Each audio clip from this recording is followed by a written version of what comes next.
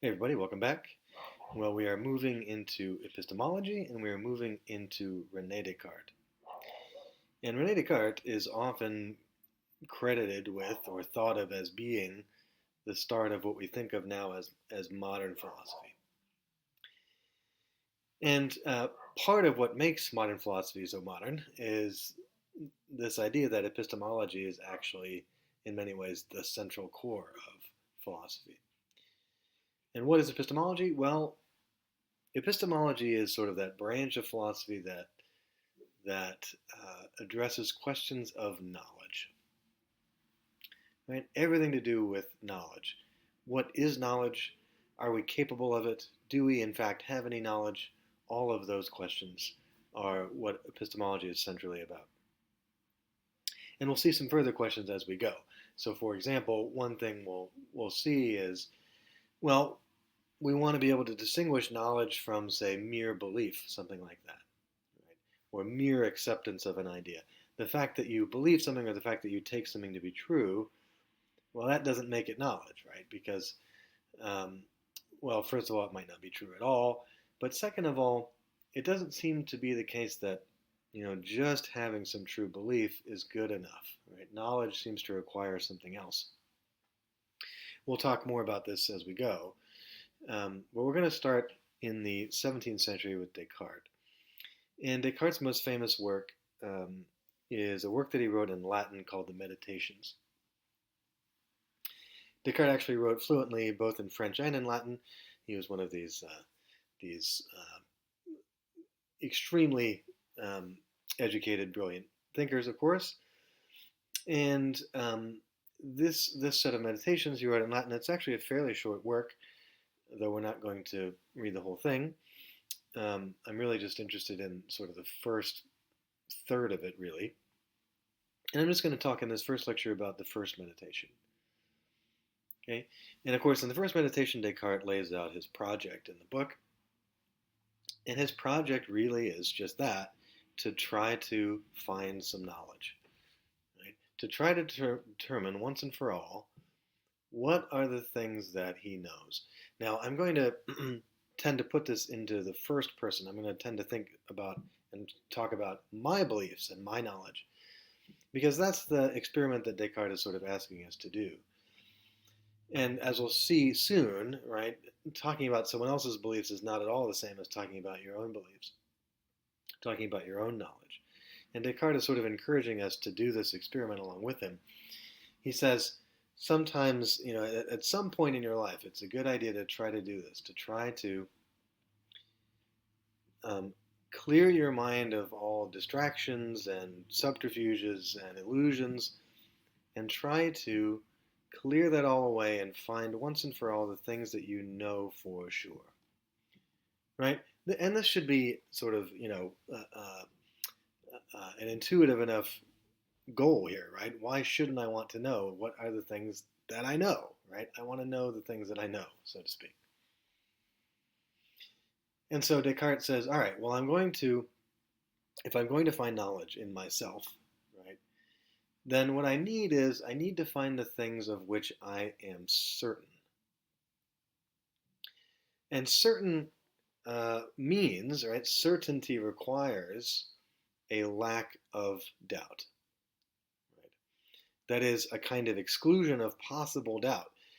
If I could find something within me, some belief, something I accept to be true that I cannot possibly doubt, right? Well, that would just be to say that that thing is certain. And if it's certain, then I can count that thing as knowledge. Right? And that's the goal. I want to try to sort of collect together all the things that I think of that I can legitimately call knowledge within me. Now, if I'm just thinking about the things in my head, the things that I take to be true, um, I know immediately that many of them are not going to count as knowledge by this criterion because they're not certain, right? So, for example, I feel pretty certain. I think I know that, let's say there's going to be a soccer match played on Sunday. I feel pretty certain that that's going to happen. But could I be wrong about that? Can I doubt that there will be a soccer match played? Of course I can. Right? I could be wrong about that. Maybe for some reason the field won't be ready and they won't be able to play that day. Maybe weather will affect things. Uh, who knows what? There could be something even more disruptive. Maybe an alien ship will come down and blow Earth away, and there won't be any soccer games played on Earth ever again. Right? All of these things are sort of imaginable. Some, of course, much more likely than others, but nevertheless, right? Descartes is not worrying about probability at this point. He wants to be able to exclude all possible doubts. Right? This is sort of an extremely high bar. So it's not good enough to say I'm pretty sure about this thing, or I'm 90% sure. No, he wants to have absolute certainty. Okay. So what he's going to do is he's going to sort of start examining his beliefs one by one, and he's going to try to test them. And the test, of course, is just going to be that. Can I doubt that this thing I'm finding in my head is in fact true? Okay. And he's going to try to attack his beliefs, in fact, not really one by one, but actually he's going to try to knock them out um, in large chunks. Right? So he's actually, it sounds sort of paradoxical, he's trying to sort of destroy his own beliefs.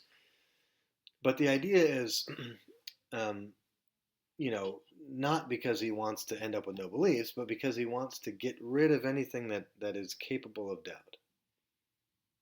Right? And so if I can get rid of all those beliefs of mine that are subject to doubt, the things that remain, if any, we can think of as certain knowledge. Okay. Descartes will often describe this as attacking the foundation of a building. Right?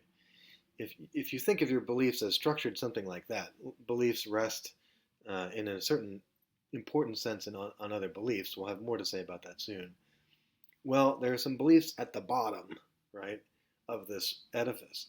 And if we destroy those beliefs, if we can doubt those beliefs, then the idea is that that doubt would infect all the beliefs that are, as it were, built on top of those. Okay. So Descartes sort of imagines three successive waves of doubt, and these waves of doubt, these sort of hypotheses of doubt, are going to be stronger and stronger one after the next. And each one is going to knock out more and more beliefs, as we'll see. Okay? So the first idea, the first hypothesis, the first so-called wave of doubt is Descartes imagines, well, I have a lot of beliefs that come to me through my five senses. There are many things I take to be true about the world given the information that my senses provide to my mind. Right? So I take there to be this window in front of me here. Why do I have that belief? Well, because I'm sort of being appeared to in that way, as it were. Right? I have a kind of visual image of a window.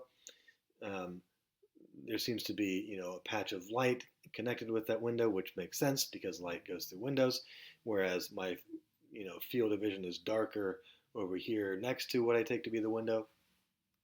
Right? I can sort of put my hand up to it and it feels like a window, it feels like glass, whatever.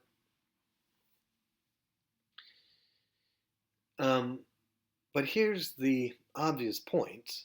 Sometimes my senses deceive me. Right? Sometimes my senses deceive me. Sometimes I seem to see things that aren't really there. Like if I'm thirsty and wandering in the desert, I might seem to see an oasis when in fact it's a kind of illusion produced by, I don't know, light from the sun or, light and heat and sand or something. Sometimes I think I hear, I don't know, a dog barking in the distance, but it's not. Right? My senses sometimes deceive me. Now, here's sort of the critical point, right? You might say, Well, sure, occasionally they deceive me, but usually they're reliable, right? But Descartes is going to say, okay, but um, when I'm being deceived, I don't know, at least not immediately, that I'm being deceived, right? The oasis looks real. It looks exactly like it would if it were real, so to speak, right? And while I'm hallucinating, or while I'm being deceived sensorially, I don't know that I'm being deceived sensorially. Indeed, if I did, I would stop being deceived, right? That's the whole nature of deceit, is that I don't know that it's happening to me, right? I'm being led to have some false belief. If I knew that I was having that false belief, well, then of course I would give it up. I don't want false beliefs, I want true ones. But I don't know that, right? I don't know when I'm being deceived. And so then, in particular, Descartes would go on, I don't know that I'm not being deceived right now, right? Because after all, if I were being deceived right now, it would feel and seem and look just like it does, right? If my eyes were, acting up and making me seem to see a window right here when in fact there is no window, right? What would that state of mind be like? Oh, it would be exactly like the state of mind I'm in right now, right? The only difference would be that there's, whether or not there's actually a window there. But that's, as it were, independent of my perception of the window, right? So Descartes is sort of insisting on this line between the world as it is and the world as I perceive it to be. And I'm sort of stuck, as it were, with the world as I perceive it to be, right? I can't sort of peek behind my impression of a window to see if there's really a window there. My impression of a window is my access to the world, but it's imperfect, right? It could be wrong. I might be misled. And insofar as I might be misled right now, I therefore cannot trust any beliefs that I come to via the five senses. Well, that's a lot of beliefs, right? That's already going to knock out huge chunks of the things that I accept to be true. I look around me. I have all these beliefs about my environment, many of which come via my five senses, and so we're going to doubt all of those, right? All of those are doubtable. None of those is certain. And if I can't be certain of them, then I'm going to discard them, right? Throwing them out. That is not a piece of certainty. Can't use it. So anything that I seem to see, anything that I seem to smell or to hear or to taste, any belief connected with those seemings through my senses, it's out.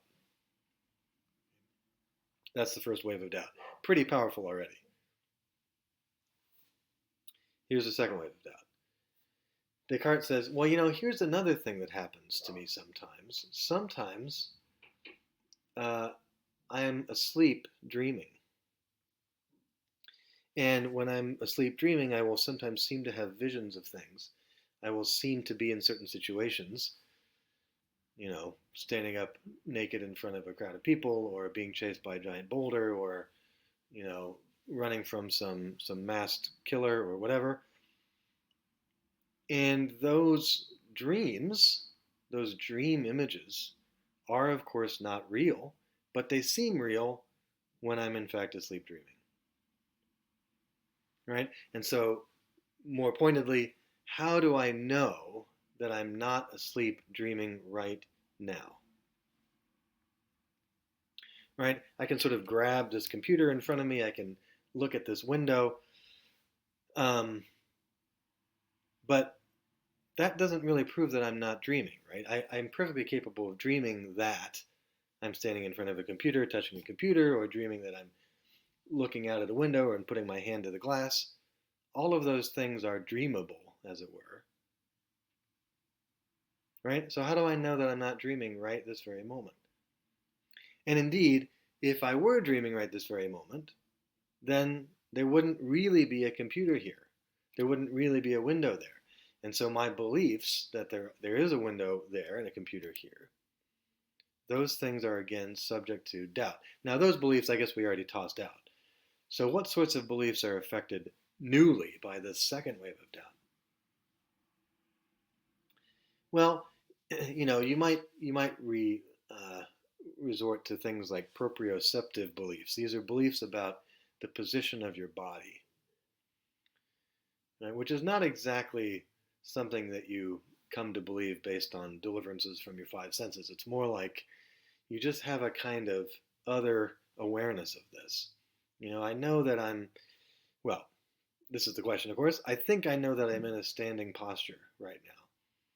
Right? Is it because I see my legs straight? Is it because I, you know, have some tactile sensation? No, not really, right? It's a different kind of awareness of my body position. However, right, if I'm actually asleep dreaming, then I'm probably lying down. I'm perfectly capable when lying down asleep of dreaming that in fact I'm standing, and I could have that feeling of standing in the dream, right? So I claim to know that I'm, standing. No, I can't. I can't claim that because I might actually be asleep, and if I'm asleep, I'm probably not standing. Okay. So again, even more beliefs thrown out the window now. Right. And this again is a very powerful wave of doubt. If I'm really asleep dreaming right this very moment, then there are many things I take to be true that may not be true. Notice this would also include things like, laws of physics, something like that. Laws of physics need not apply in the dream world, right?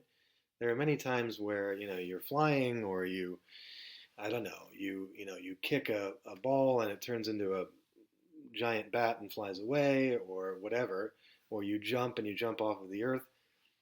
There are no sort of rules in dreams, and so all of those things that I think I know, those are also subject to doubt. It turns out, right? I can't be certain of any of those things, not if I'm asleep dreaming.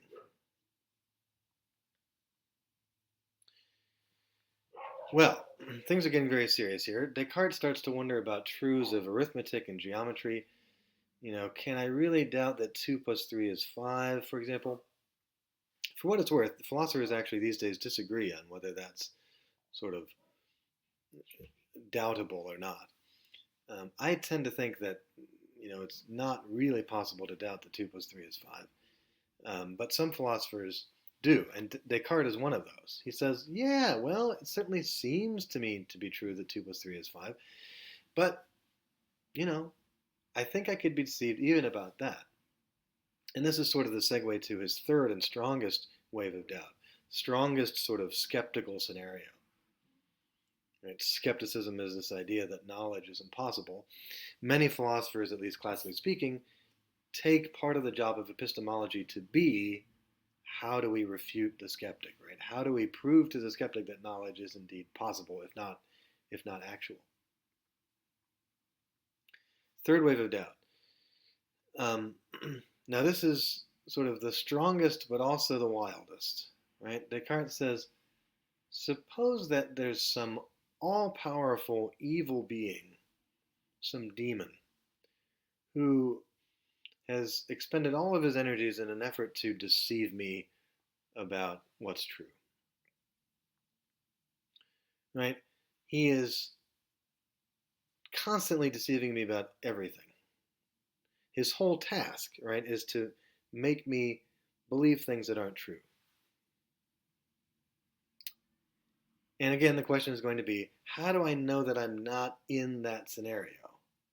Does it seem unlikely? Yeah, I guess so. It's hard to put a probability to it, but it seems unlikely. Nevertheless, right, it's not good enough to say that I'm likely not in that scenario. I need to be able to exclude that possibility, right? I want to be able to rule it out that I'm in that scenario. Well, this seems to threaten nearly all of my remaining beliefs. It's not clear what, if anything, could survive this, right? The question now is, suppose in fact that you are in some world where you're being forever deceived by an all-powerful demon. Would you have any bits of knowledge in that world? Could anything you believe be taken to be certain? really, really hard to think of anything, right? Could the evil demon deceive me about truths of arithmetic? Descartes thinks so, right? And of course, even if 2 plus 3 is 5, that's not a whole lot, right? I thought I knew a whole lot more than that. Would I know that I'm standing here wearing a black sweatshirt? Definitely not, right? The demon could easily make me believe that I'm wearing that when I'm not. Would I know that the Earth is round? Definitely not. I wouldn't even know that there's an Earth. Come to think of it, right? I wouldn't even know that I had a body. Come to think of it, right? Could the deceiver make me think that I had a body when in fact I did? Sure. Why not, right? I mean, I seem to have a head and I seem to have, fleshy bits and bones and so on. But those are all sort of connected to sensations or, you know, feelings, none of which really needs to be true. So it's looking bad, right? Our project to find some piece of certainty, we've made it very hard on ourselves by design, of course, because we're insisting on certainty. And we're finding so far only things that are capable of doubt, only things that are dubitable. Now, just when things are like this, when things seem hopeless, Descartes in the second meditation does, after all, manage to find, or so he argues, a piece of certainty. Okay, so we'll turn to that next.